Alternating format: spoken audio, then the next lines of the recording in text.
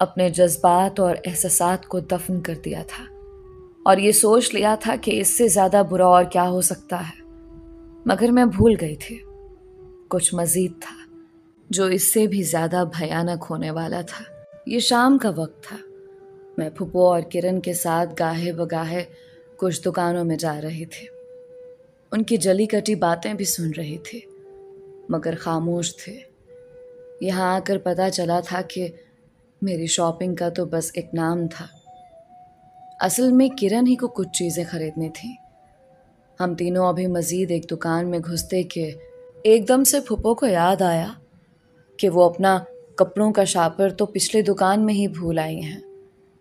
अरे देखो, मेरी तो मत मारी गई है। शापर तो वहीं रह गया है, अब फिर जाना पड़ेगा। फूफो, अगर आप कहें तो मैं ले आऊं? मैंने झिझकते हुए पूछा, क्योंकि दुकान काफ़ी फासले पर थे। हाँ, तुम्हें तो जैसे शौक है ना अकेले घूमने का। तुम और किरण यहीं रहो, मैं लेकर आती हूँ शॉपर। मुझे डांट पिलाते हुए वो आगे चले गई, जबकि मैं और किरण उस दुकान वाली गली पर एक साइड पर खड़ी हो गई। कुछ ही देर गुजरी थी, हम दोनों वहां फूफो का इंतजार कर रही थी, जो अब तक नहीं आई थी, कि यकदम दो मोटरसाइकिल सवार हमारे पास रुके। दोनों ने ही स्याह मास्क पहने हुए थे। उन दोनों के यूं अचानक रुकने से हम दोनों यकदम चौंक गए।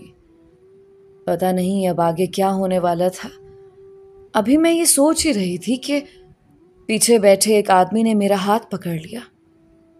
तुझे कहा था ना, किसी को मुंह दिखाने के काबिल नहीं छोड़ूंगा, भुगत अब। ये कहते हुए ही उसने आओ देखा ना ताओ एक बोतल से जहर आलूद तेजाब निकालकर मेरे मुंह पर उसके कुछ छींटे दे मारे और खुद वो दोनों फरार हो गए। बस ये मेरी आखिरी हद थी। मेरे हाथ से शापर बेख्तियार नीचे गिर गए।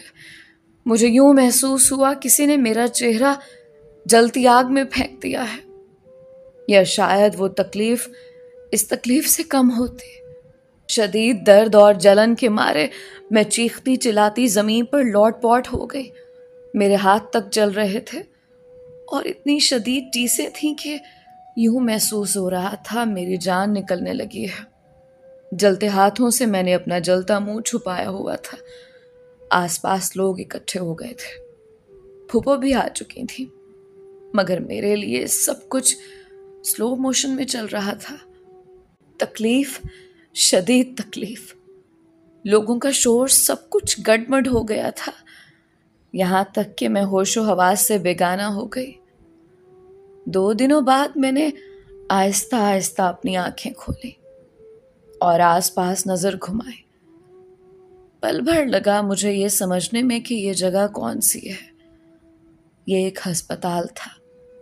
मैं याद करने की कोशिश कर रही थी कि मेरे साथ क्या हुआ था, और फिर उस कयामत का एक एक मंजर मेरी आंखों के सामने लहराने लगा। मेरा वजूद पट्टियों में जकड़ा हुआ था, यहां तक कि मेरा चेहरा भी। मेरा चेहरा और हाथ अब तक चल रहे थे।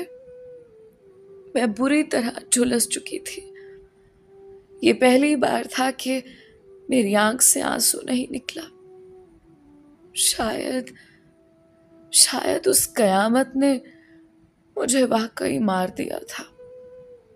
हाँ, मैं मर चुकी थी। कमल आज मुकम्मल मर गई थी। मेरा चेहरा मैं जानती थी किस हद तक झुलस गया होगा। थोड़ी ही देर बाद मुझे एक नर्स अंदर आती दिखाई थी, जो शायद मेरी ड्रिप ठीक करने लगी थी। मैं उससे पूछना चाहती थी कि मेरे घर वाले कहाँ हैं, मेरे अपने। मैं पूछना चाहती थी क्या मेरा चेहरा मुकम्मल झुलस गया है, मगर मैं हरकत नहीं कर पा रही थी। शायद मेरी बात नर्स समझ चुकी थी। आपकी फैमिली में से कोई नहीं है क्या? मुझे कोई नजर नहीं आया। हम आपकी सर्जरी करना चाहते हैं, मगर आपको दाखिल करवाने के बाद यहाँ कोई नहीं आया। नर्स मसरूफ अंदाज में मेरे दिल पर छुरी फेर रही थी। कोई कैसे इतना सफाक हो सकता है कि अपनी औलाद को तकलीफ में देखकर भी मिलने नहीं आया था। अभी मैं ये सोच ही रही थी कि मैंने किसी को अंदर आते देखा, जो मेरे करीब आकर खड़ा हो गया। नर्स अलबत्ता जा चुकी थी, लेकिन जो चेहरा मुझे नजर आया वो मेरे जख्मों पर नमक छिड़कने के बराबर था, क्योंकि वो चेहरा अकील का था। क्या हाल हो गया है कमल तुम्हारा? उसके लफ्जों में अफसोस था, मगर लहजे में तंज। मेरा दिल चाहा मैं उसका मुंह नोच लूं, क्योंकि मैं जानती थी मेरी इस हालत में उसी का हाथ है। मेरे उस जुमले के बाद तुम्हें पता चल गया होगा, तुम जो इस बिस्तरे मर्ग पर पड़ी हो मेरी ही बदौलत है। वो हल्की सी आवाज में हंसा। तुम अगर उस दिन मेरी बात मान लेती और अकड़ ना दिखाते तो ऐसा ना होता। उस थप्पड़ का बदला इससे खूबसूरत नहीं हो सकता था। मगर तुम फिक्र ना करो, मैंने पक्का इंतजाम किया हुआ है।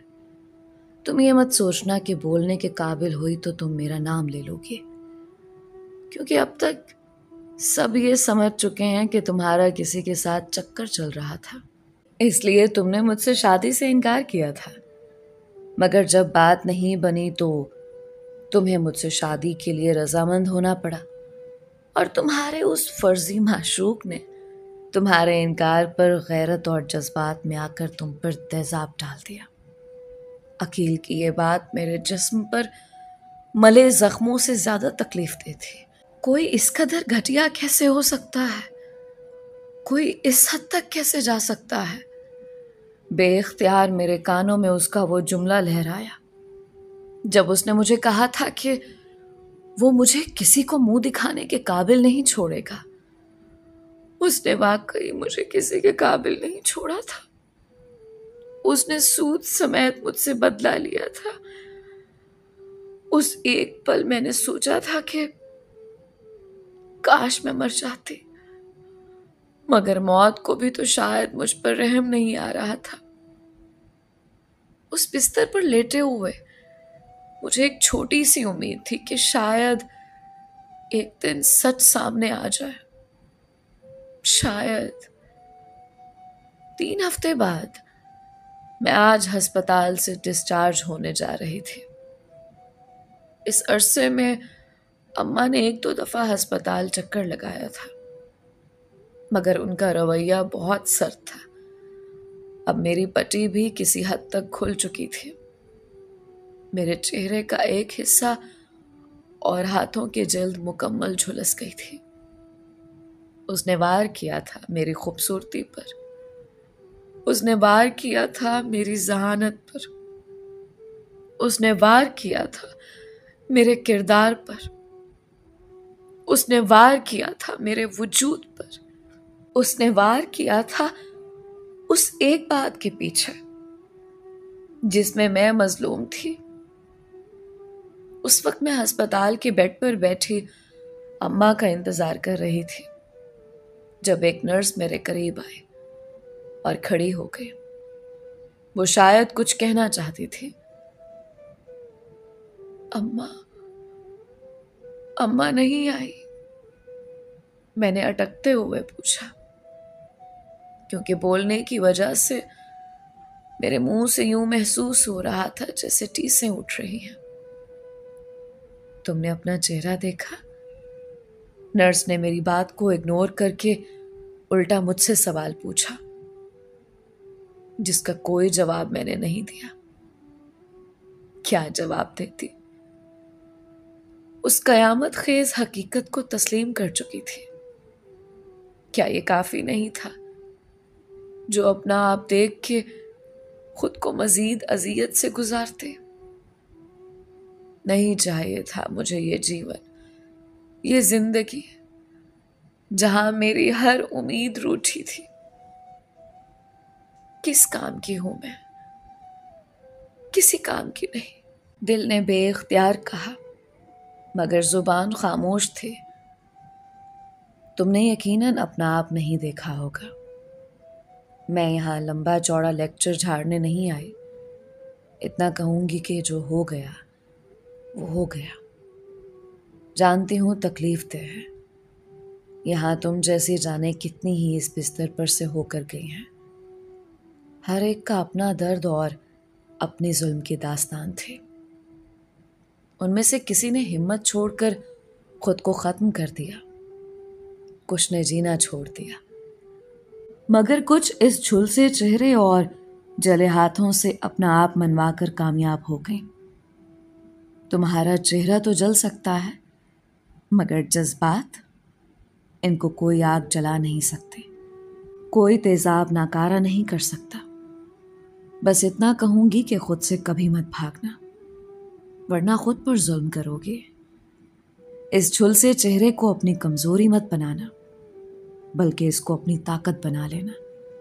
और हाँ, एक बात और, मैं तुम्हारे उस सो कॉल्ड कजन की सारी बातें सुन चुकी थी। नर्स की बातें थीं या जो भी था, मेरा दिल वाकई बहुत मजबूत होने लगा था। एक हिम्मत मेरे अंदर आई थी, एक ना महसूस ताकत सी महसूस होने लगी थी। वो नर्स अब अपनी जेब से कुछ निकाल रही थी और मैं उसे बहुत गौर से देख और सुन रही थी। ये पकड़ो, ये मेरी बहन का कार्ड है जो एक मीडिया चैनल में न्यूज़ रिपोर्टर है। मैं तुम्हारे काजन की सारी बकवास सुन चुकी हूँ। अगर तुम चाहो तो उस घटिया दरिंदे का चेहरा बेनकाब कर सकते हो, क्योंकि वो इस काबिल नहीं है कि कोई पर्दा रखा जाए। एक पल को मेरी समझ में नहीं आया कि मैं क्या करूं। उस वक्त मुझे किसी बदले की जरूरत नहीं थी। उस वक्त मुझे बस अपनों की जरूरत थी। अम्मा पता नहीं कहाँ रह गई थी। अब और सबील तो एक बार भी अस्पताल नहीं आए। मुझे उनके पास जाना था। मुझे अब भी उम्मीद थी कि वो मुझे इस हाल में देखकर मुझ पर यकीन करेंगे। मैं उनको बताऊंगी अकील की हकीकत, तो वो मेरा यकीन करेंगे, समझेंगे। उस वक्त मुझे बस अपनों के प्यार की जरूरत थी। इससे ज्यादा मेरी सोच नहीं थी। कुछ झिझकते हुए मैंने वो कार्ड पकड़ लिया। जानती हूं, हजार वहम तुम्हारे गिर्द गर्दिश कर रहे होंगे, मगर जब तुम खुद को इस काबिल समझ लो कि अपने लिए आवाज उठा सको, उन सब लड़कियों की आवाज बन सको जो जुल्म का शिकार होकर, जो मजलूम होकर भी चुप हैं, डर रही हैं, तुम चाहो तो आगे बढ़ सकती हो। अपने लिए, उनके लिए, हर झुलसे चेहरे को एक मुस्कुराहट दे सकती हो।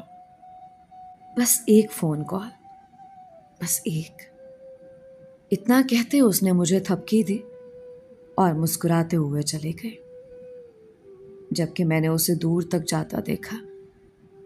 थोड़ी ही देर बाद मुझे अम्मा आती दिखाई दी। मैंने अपना चेहरा चादर से छुपाया हुआ था, जो शायद अब सारी जिंदगी छुपाना था। मेरी अम्मा के चेहरे पर संजीदगी थी। उन्होंने कोई बात नहीं की, कुछ भी नहीं कहा, और उनकी ये खामोशी मुझे चुभ रही थी। मैं भी खामोश रही और उनके साथ घर चल दी, ये जाने बगैर कि अभी मजीद अजियतें मेरा इंतजार कर रही हैं। घर पहुंचते पहुंचते हमें शाम हो चुकी थी। दरवाजे के बाहर रिक्शे से उतरकर मैंने कदम आगे बढ़ाया। मैं अपने घर जाना चाहती थी, बस जल्द से जल्द। अम्मा भी मेरे साथ थी। जब मुझे दूर खड़ी दो औरतें अपनी जानिब देखती दिखाई दी। वो आपस में कोई बात कर रही थी। मैं नहीं जानती क्या बात, मगर कोई बात तो थी। उनके चेहरे पर बहरहाल अफसोस नहीं था, बल्कि कुछ अलग सा था, कुछ जो गैर मुनासिब था। खैर, मैं कदम बढ़ाती घर के अंदर दाखिल हुई, और जो मुझे देखने और सुनने को मिला वो एक पल को हिला देने के लिए काफी था। मैं अंदर दाखिल हुई तो सामने ही मुझे सबील और अब्बा खड़े मिले। क्यों लेकर आई है अम्मा इसको, इस आवारा को? सबील की आवाज चिंघाड़ते हुए मेरे कानों से टकराए। एक पल को मुझे यकीन नहीं आया, ये मेरा भाई है। अब्बा तुम कुछ कहते क्यों नहीं हो? इसकी वजह से मैं किसी को मुंह दिखाने के काबिल नहीं रहा। ना चलाती चक्कर तो ये सब ना होता। इन कामों का यही अंजाम होता है। भुगतो तो, मगर जब तक ये यहां है मैं घर नहीं आऊंगा। इतना कहते हुए वो गुस्से में बाहर निकल गया। मैं किस किस बात का गम मनाती। आंखों से आंसू तो पहले ही सूख चुके थे। फिर भी पता नहीं किस उम्मीद से मैंने अब्बा को देखा। शायद मान टूटने से बच जाए, शायद बिखरी उम्मीद समेट ले जाए। मैं वहीं खड़ी थी, अम्मा भी थी, कदम जम गए थे। अभी मैं वहीं खड़ी थी जब मैंने अब्बा को अपनी तरफ आते देखा। खुशी की हल्की सी लहर मेरे अंदर दौड़ गई। क्या मेरी टूटी उम्मीदें सिमटने लगी थी? हाँ, शायद वो मेरे सर पर हाथ रखते थे। उस एक घड़ी मैंने क्या क्या नहीं सोचा था। वो मेरे पास आ गए, मगर जो लफ्ज उनके मुंह से निकले वो सुनकर मुझे लगा कि मेरे जिस्म से जान निकल गई है। उस एक पल में मैं मर क्यों नहीं गई? मेरा वजूद झुलस गया था, मगर उस लम्हे रूह तक जल गई थी। नगीना, इसको कह दे ये मेरे लिए मर गई है, और मरे हुए को घर में नहीं रखा जाता। अम्मा को मुखातिब करके वो बाहर निकल गए। और मेरा क्या था? मैं कहाँ जाती? हर उम्मीद दम तोड़ चुकी थी। जब्त खत्म हो गया था। दिल बंद होना बाकी रह गया था बस। सांसें क्यों नहीं थमी थी? मैं क्यों जिंदा थी अब तक? और बस उसी एक लम्हे मैंने अपने कदम दोबारा पलट दिए। अब बस, अब और नहीं। जिसमें मेरा कसूर नहीं था उसकी सजा क्यों मिल रही थी? कोई मेरी बेगुनाही में एक लफ्ज नहीं सुनना चाहता था। मुझे बोलना था, अपनी बेगुनाही साबित करनी थी।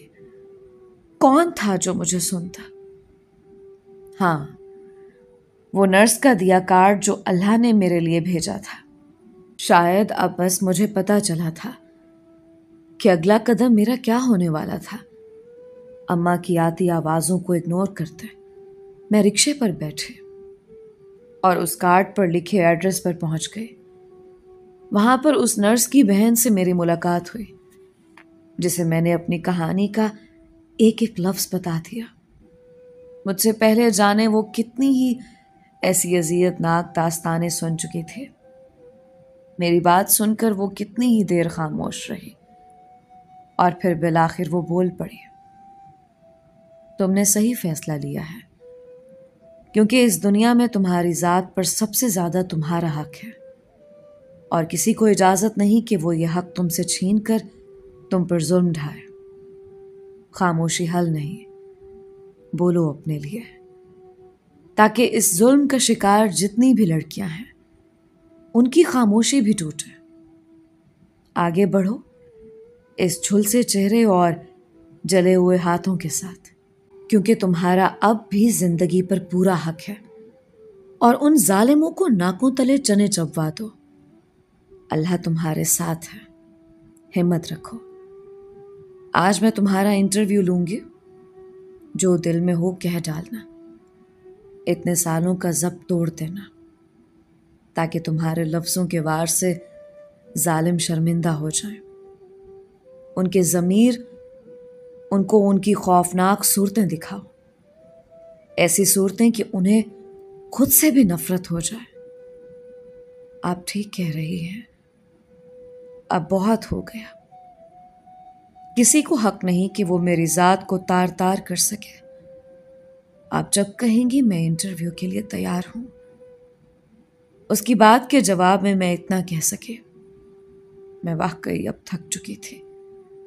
अब वक्त था अपने लिए बोलने का। कुछ ही देर बाद मुझे बुला लिया गया। मेरे सामने बहुत से कैमरे लगे हुए थे, मेरे सामने माइक थे। ये सब पहली बार हुआ था। हमेशा टीवी देखा था, आज खुद टीवी पर मौजूद थे। बेचैनी से महसूस हुई, मगर मुझे हारना नहीं था। ये कैमरा मेरी ताकत था। मुझे बोलना था जो मेरे दिल में था। मैं सामने गई। इंटरव्यू शुरू हो चुका था। मैंने अपना आधा चेहरा जो चादर में छुपाया था, उसे भी चादर से आजाद कर दिया। मैं क्यों उस दाग को छुपाती जो जमाने ने दिया था। मैं दिखाना चाहती थी लोगों को कि ये जमाना किस हद तक जालिम है। मेरा नाम कंवल है। बल्दियत साथ नहीं लगाऊंगी, क्योंकि वालिद ने कभी दिल से कबूल ही नहीं किया। माँ का नाम नगीना है और मेरे गैरतमंद भाई का नाम सबील है। मेरा कसूर क्या है, बस मैं ये आप सबसे और अपने वालिदैन से पूछना चाहती हूँ, जिन्हें लगता है बेटी को बस दुनिया में लाकर एहसान कर दिया है और बस अब मजीद उसका कोई हक नहीं। बदकिस्मती से मैं उस खानदान से हूं जहां पढ़ने लिखने वाली औरत को बदचलन, जुबान दराज समझा जाता है, क्योंकि उसे अपने हक के लिए बोलना आ जाता है। और मैं अपने हक के लिए बोल पड़ी थी।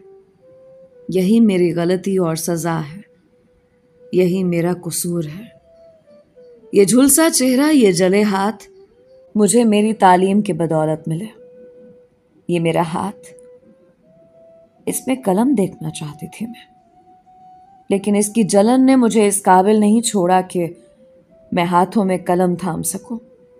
क्यों मुझे और मुझ जैसी 1000 लड़कियों को इसलिए दबाया जाता है कि हमें अपने लिए बोलना आ जाता है, वो भी उसके लिए जो मेरा हक है, जो हमारा हक है।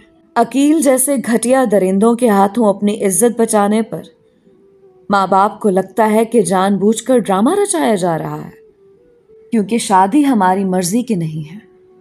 और फिर अकील जैसे दरिंदों के हाथों मुंह पर तेजाब खाने के बाद भी माँ बाप और इज्जतदार भाई को लगता है होगा कोई आशिक जिसको इनकार करने पर हम मुंह दिखाने के काबिल नहीं रहे, क्योंकि वो दरिंदा मन घड़त कहानी सुनाकर अपने आप को इस जुल्म से बरी कर चुका होता है। कहां जाएं ऐसी लड़कियां जिनको उनके घर वाले ही कबूल नहीं करते। घर जो महफूज पनाहगाह होती है, वहीं पर इज्जत ना रहे, वहीं पर किरदार की धज्जियां उड़ा दी जाए। बताएं मुझे, क्या बेटी पर तालीम का कोई हक नहीं, अपनी बात कहने का कोई हक नहीं? यह सवाल मेरा मेरे वालिदैन से है। क्या कसूर है मेरा ये कि मैं आपकी बेटी हूं? ऐसे वालिदैन की जिन्होंने मुझे समझा ही नहीं। मैं ऐसी औरत की बेटी हूं जो हमेशा चुप रही, और उसने मुझे भी चुप रहने का मशवरा दिया, यहां तक कि अपने हक के लिए भी मुझे खामोशी बरतने का कहा। फर्क महसूस करें।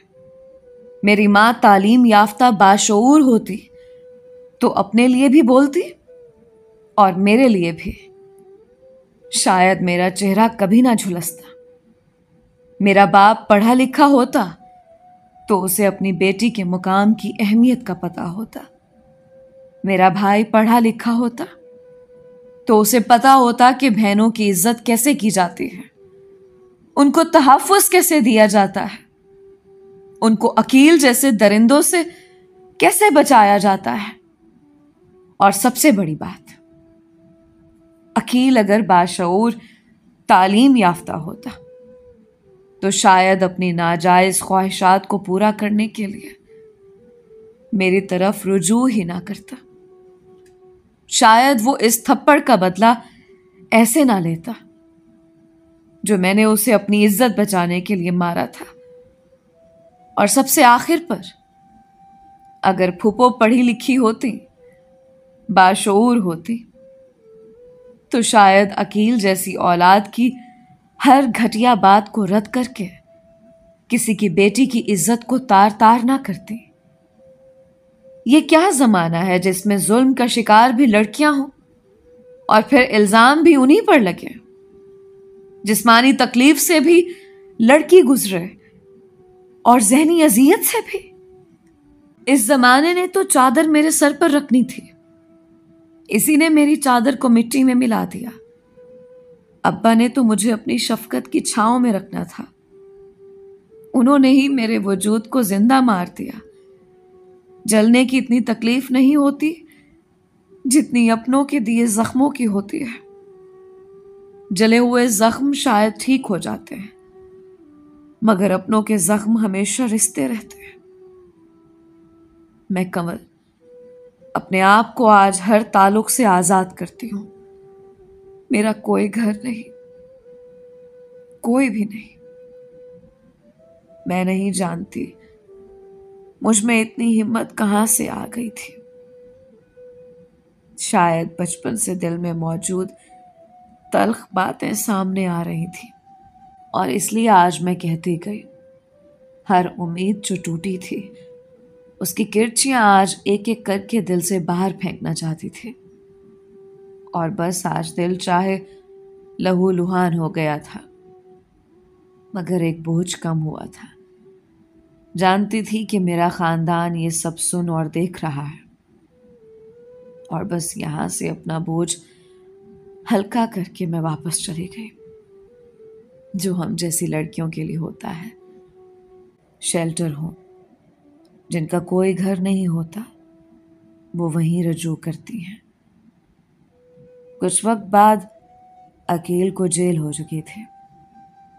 अब्बा अम्मा सबील सभी को अपने ज़मीर की बदसूरती नजर आ गई थी और एहसास निदामत ने उनको खुद से नजरें मिलाने के काबिल नहीं छोड़ा था। दिल के हाथों मजबूर होकर उन्होंने मुझसे बहुत माफ़ी मांगी। माँ बाप थे, मरती क्या ना करती, माफ़ तो करना था।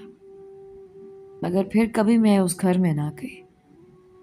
इस झुलसे चेहरे के साथ ही मैंने अपने लिए जीना सीखा और आज मैं एक CSS ऑफिसर हूं, असिस्टेंट कमिश्नर।